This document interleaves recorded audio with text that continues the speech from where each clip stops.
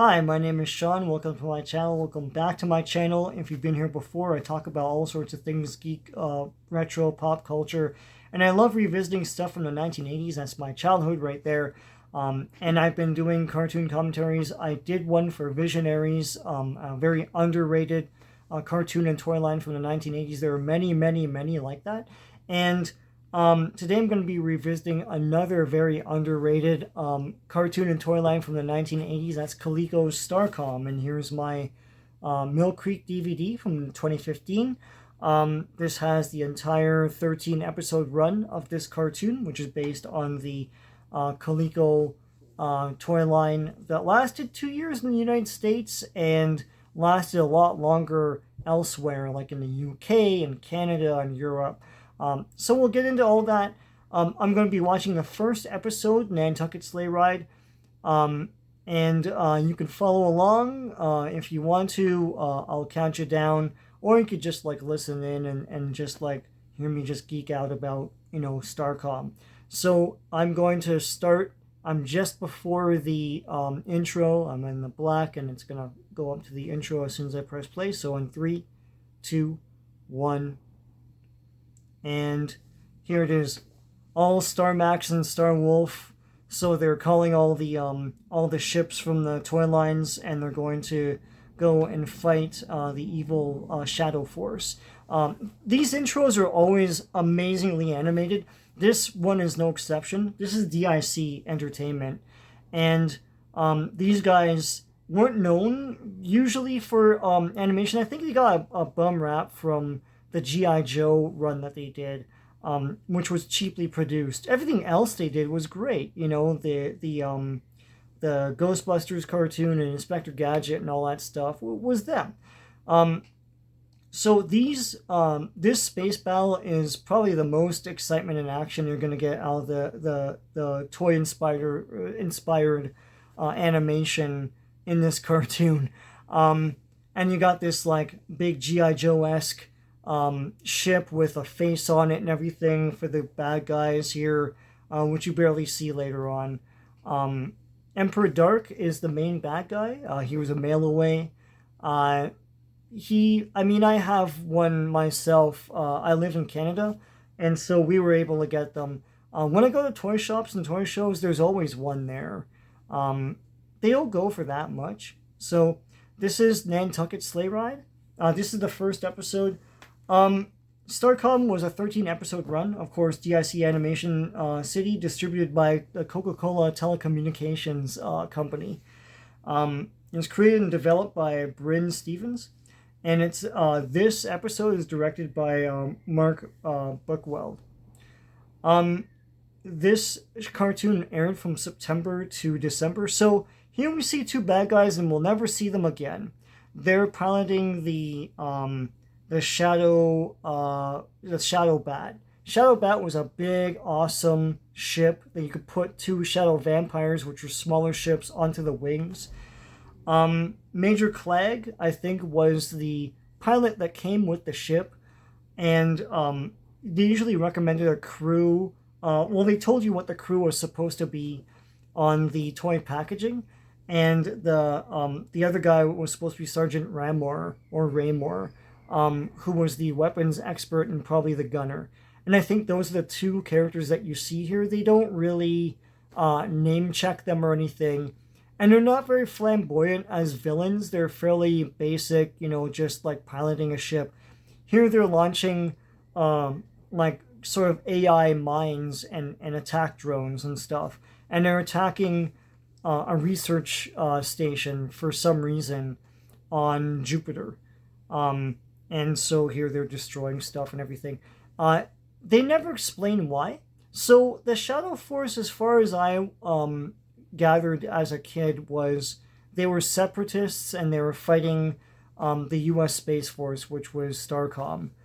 And Emperor Dark was their main bad guy. There are other episodes of this cartoon where the villains talk about Emperor Dark, and they're very sedate, and they're like, oh, he's a good man, and all that stuff.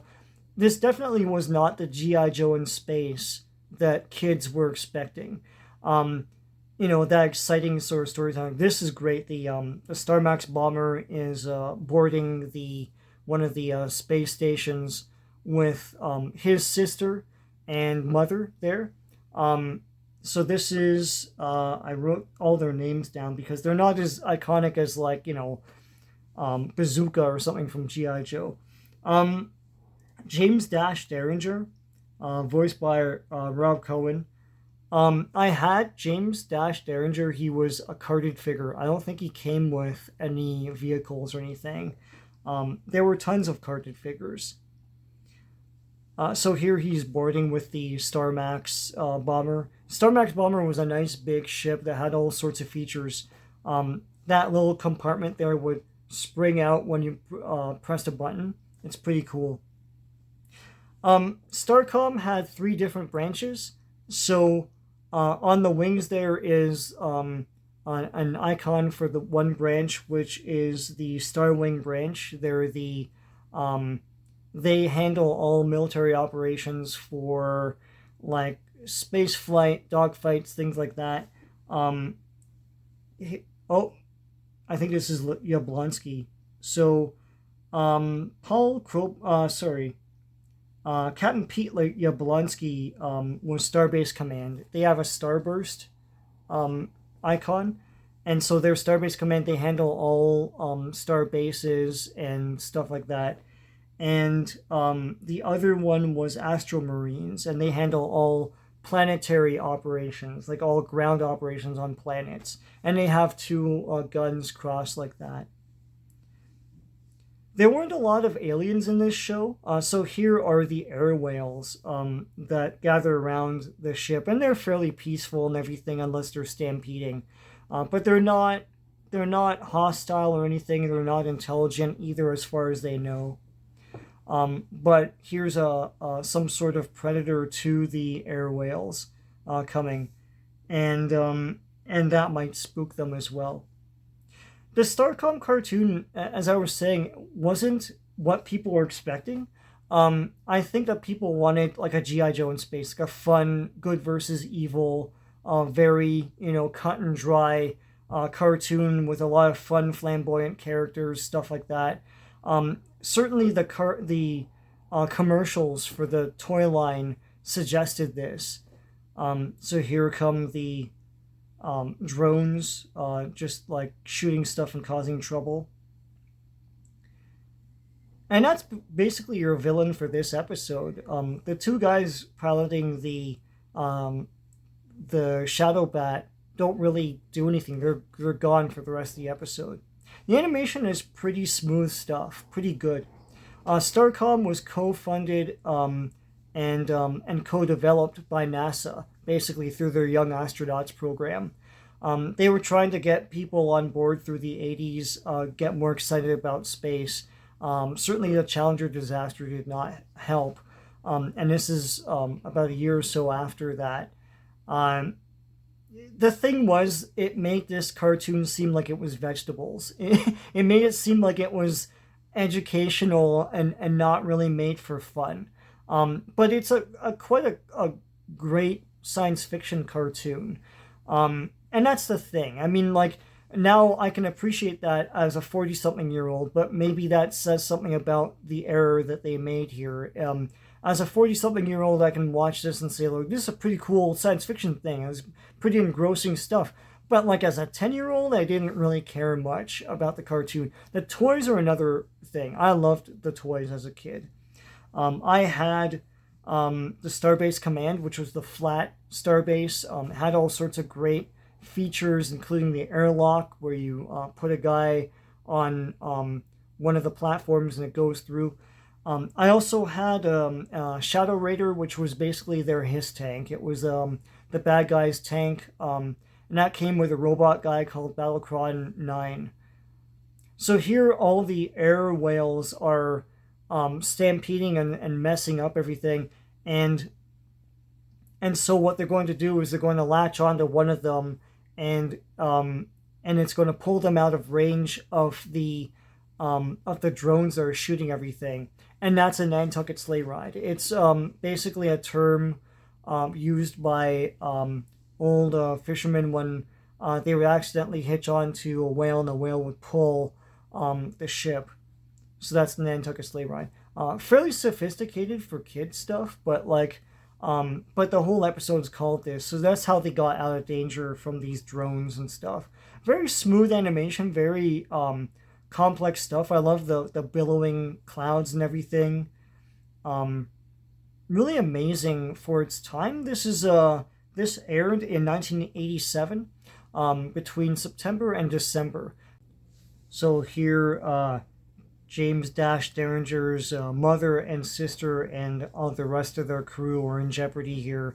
And you realize it's been about maybe 10 minutes and we haven't seen the main cast yet. And this is the first episode.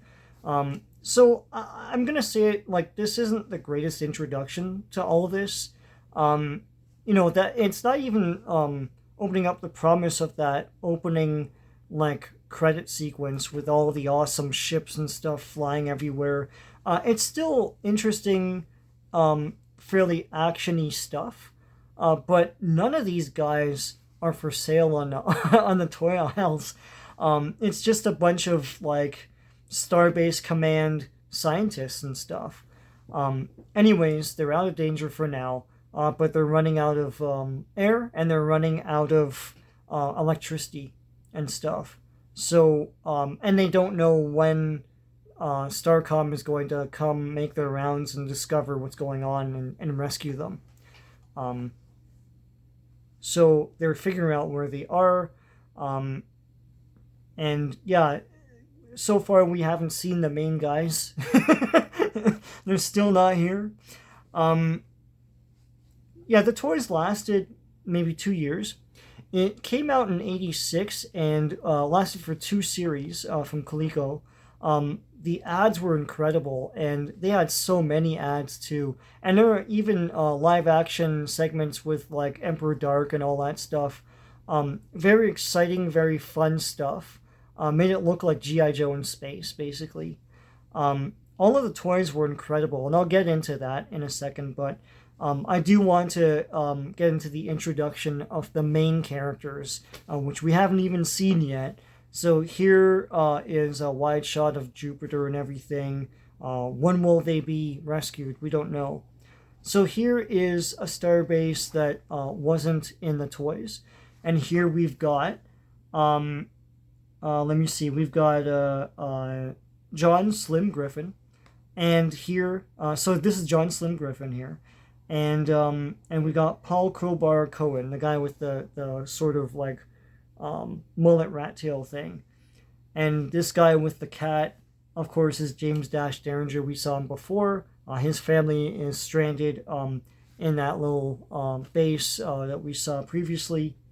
These are the 3 main guys. So one guy is Starwing, one guy is Starbase Command, and one guy is Marines. So they represent all 3 branches, and these are the guys that DIC sort of zeroed in on. They were featured in coloring books and all sorts of stuff like this. This dude, I don't even know. He's another Space Marine. The problem with this show is that none of these characters are very distinctive. They're just like guys, hanging out and stuff. G.I. Joe employed a lot of like archetypes and stereotypes. And you can say what you want about that, but the fact is that you knew who Bazooka was, who Gung Ho was, you knew who Alpine was, Quick Kick, and all that stuff right away. Because they had a distinctive voice, or they had a distinctive mannerism, or some sort of even stereotypes that like identified them. Here these guys are piloting Star Wolves, which were the smaller price point spaceships. Of course, they had a bad guy version, which was colored differently, and it was called the Shadow Vampire. So they're going to fly out. Here everyone's getting low on oxygen and everything. Yeah, so the toys didn't last very long in the U.S., but in UK, in Europe, and in Canada, it lasted until about the early 90s, especially in Europe and the UK. I remember in Toronto here, there's a mall we have. It's a Chinese mall called Pacific Mall. And I remember they had the modules that were not released in the US, the pods, like the medical bay and everything. They're into the early 2000s. They had them for sale there. As near as I could figure out, there are about 23 carded figures, and they were all released in the US. And the Emperor Dark figure was not released in the US, and that was the mail away. I can't find a carded sample of that. Everything I have, including my own, is the mailer baggie. The vehicles that were released in the States were the Battle Crane, the Star Wolf, the Harv 7, the Laser Rat, the M6 Railgunner, Starhawk, Star Max Bomber, and Shadow Force, Shadow Invader, Shadow Parasite, Shadow Raider, Shadow Vampire, and Shadow Bat. And each one of those vehicles had a driver. Later vehicles that were released in Europe did not have drivers as near as I could figure out. But they had all sorts of awesome stuff. They had the Missile Fox, the Shadow Bandit, Shadow Blast Track, Shadow Spy, Sidewinder, Sky Roller, and Tornado Gunship. You can look all of this stuff up online. Basically what Starcom was basically the figures were 2.5 inches, and they had little magnets on their feet. And the magnets, of course, you could put them on metal and stuff, and they had metal plates on some of these vehicles and playsets. But also, there were wind-up mechanisms in a lot of these vehicles and playsets, and they latched and stuck into place. And then you can unlatch them by, like, inside the playset or vehicle, there's a mechanism that would unlatch if you put a guy with his magnet feet on it, and the mechanism would lift up and the thing would whirl, or like the one of the vehicles would like do something. It was fairly genius. I don't know why no one else did that at the time or even since. It was pretty incredible stuff. The figures themselves for 2.5 inch figures were fairly elaborate. Most of the human characters that weren't robots, they came with 4 accessories. There was a visor that always gets lost. It was a little plastic thing that looked like a baby's toenail clipping or something. It was very, very tiny. They also came with a backpack that you put onto their back, a gun, and a hose that connected the backpack to the gun. And many figures are missing all of that stuff. You're lucky if you find a figure with a visor. The other characters were robot drones. So I had Balcron 9 with my Shadow Raider.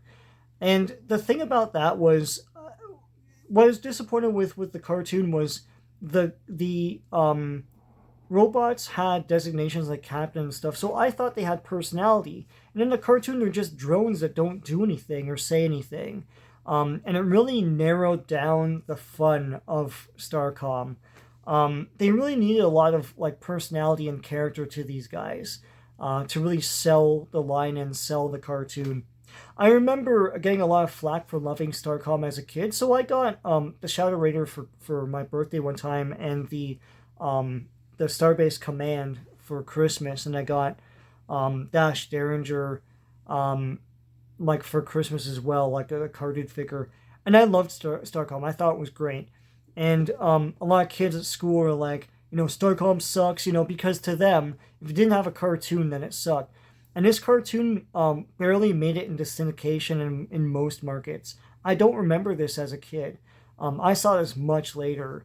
And the thing is, like, I remember kids were like, it doesn't have a cartoon, so, so it sucks, it's dead. It just never caught on. I think if a lot more kids saw this cartoon, they probably still wouldn't like it. It seems more sophisticated than children's programming. And you can say what you want about how dumb children's programming is, especially in the 80s, but there's an art to it. It still resonated with children. You can watch an episode of like He-Man, for example, and think it's really dumb. And, oh, how did I watch this? Well, you watched it when you were like 8, and it spoke to you. If it's too sophisticated and there's too many plot points and there's too much to remember or too much talking and exposition, a kid's going to tune out.